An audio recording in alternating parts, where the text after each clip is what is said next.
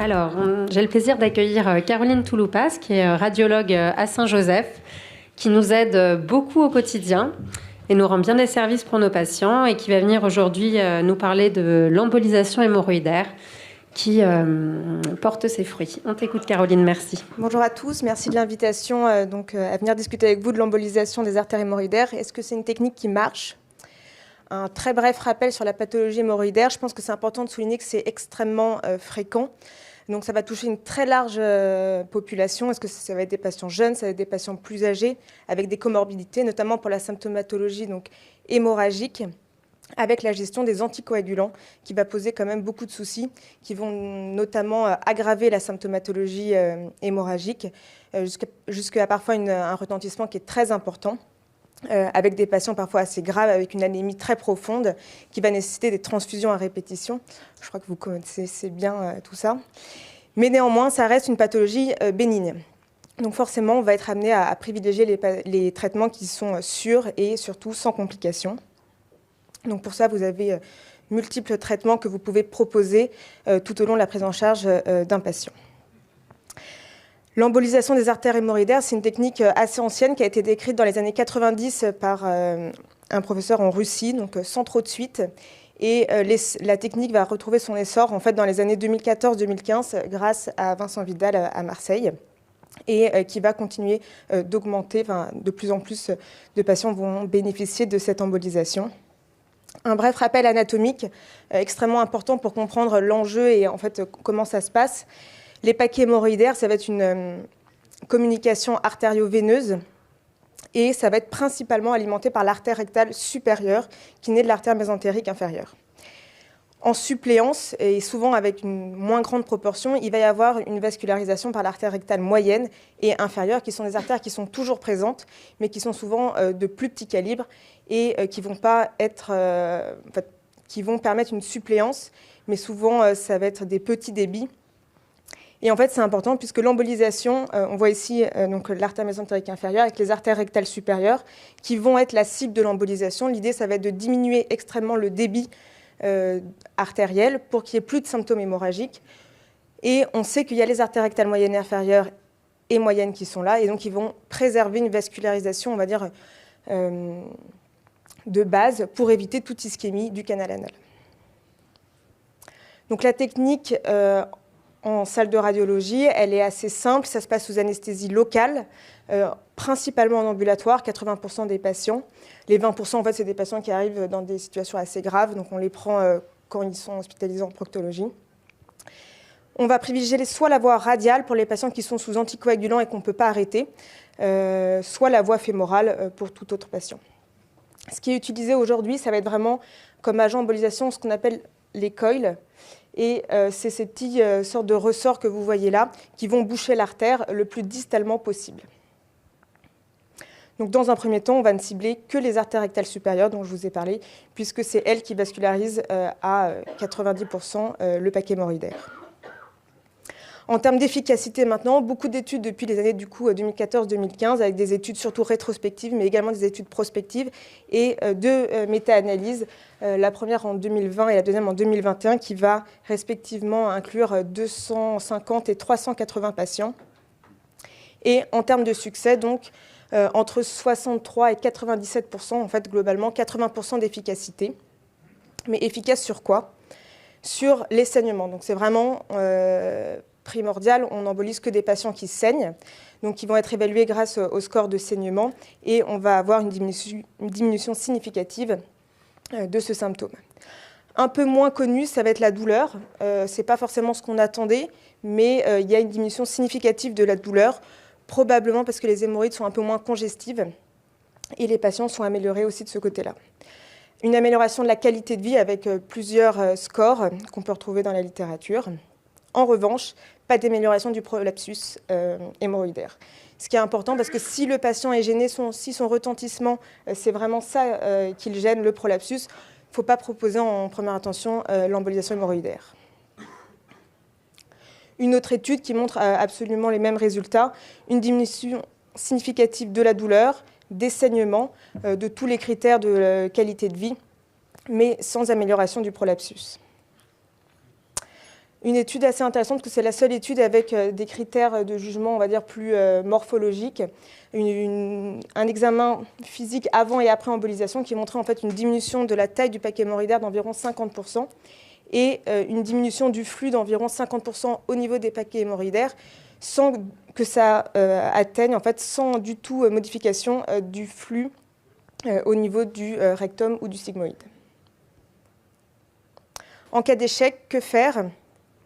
Donc, on a appris petit à petit qu'en fait, dans 10 à 25% des patients, l'artère rectale moyenne va participer à la vascularisation de manière prépondérante. Donc, en fait, c'est une variante anatomique, comme chacun peut avoir, et ça touche 10 à 25% des patients.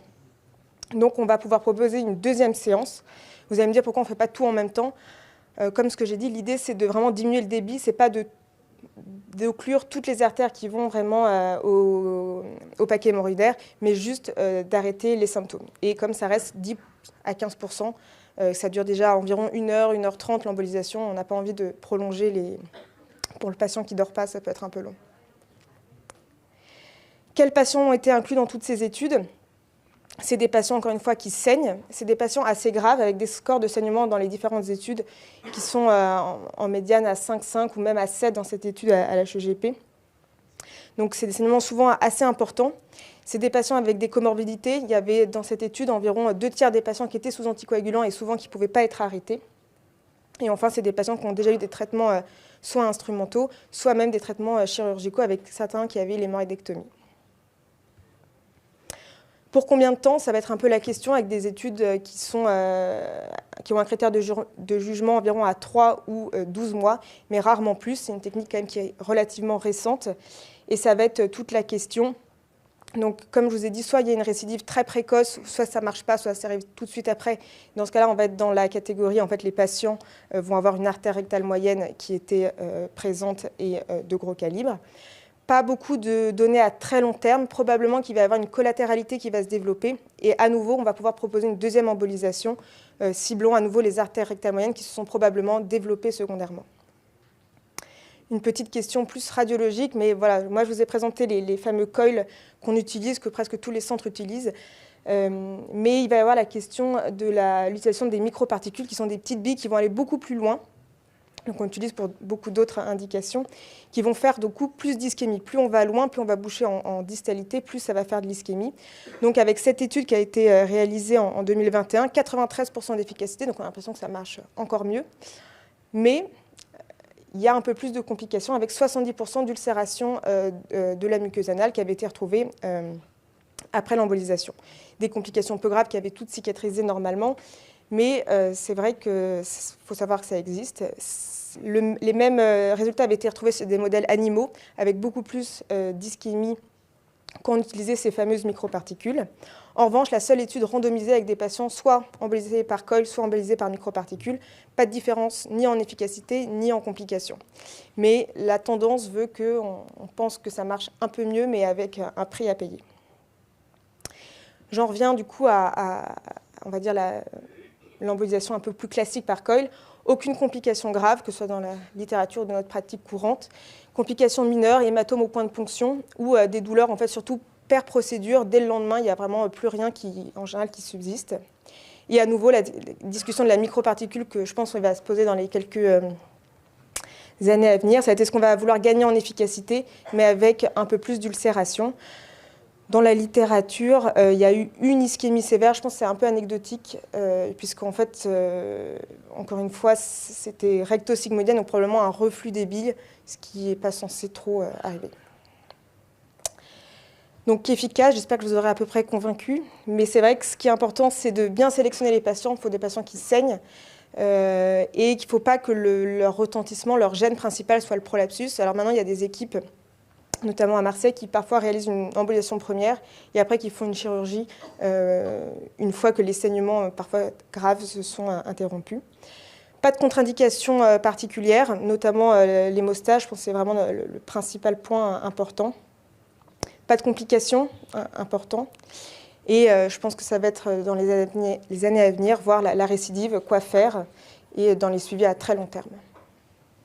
Merci.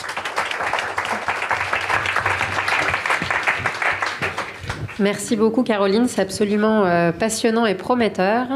Est-ce qu'il y a des questions dans la salle? Nadia. Merci Caroline, c'était parfait. En fait, l'embolisation nous sauve de quelques situations parfois très désespérantes, notamment pour des patients hémophiles, sous anticoagulants, des cirrhotiques. Alors, quand on embolise la partie supérieure et moyenne et qu'il y a encore une récidive, comment vous l'expliquez? Je pense qu'il doit y avoir une artère quelque part. En fait, l'idée, c'est que, quand on regarde un peu là, l'idée, c'est d'aller le plus loin possible. Alors, plus on descend, plus les artères sont extrêmement petites. L'idéal, c'est d'aller le plus loin pour que justement les anastomoses, en fait, que les artères rectales moyennes, inférieures et supérieures, en fait, tout communique. Donc plus on va loin, plus elles n'arrivent plus à communiquer ensemble. Je pense qu'il y a des nouvelles artères qui se créent et malheureusement, il faut savoir aller les chercher. Comme nous, on arrive par le haut.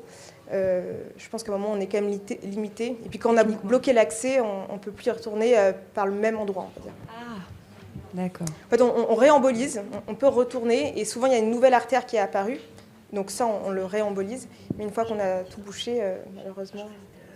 Okay, ça marche. Merci. Oui. Est-ce que la présence de varices rectales est une contre-indication pour vous? Non. On pense même qu'on a fait quelques embolisations chez des patients cirrhotiques avec des grosses varices. On pense que ça reste une pathologie artérielle, en fait. L'apport veineux, l'apport du plexus hémorroïdaire, elle est artérielle, et donc en bloquant l'arrivée, ça devrait régler les saignements. Après, il y a, j'imagine, une ligature après des varices comme en endoscopie, mais ça limite pas, ça contre-indique pas en tout cas l'embolisation, et on peut espérer en plus un traitement efficace.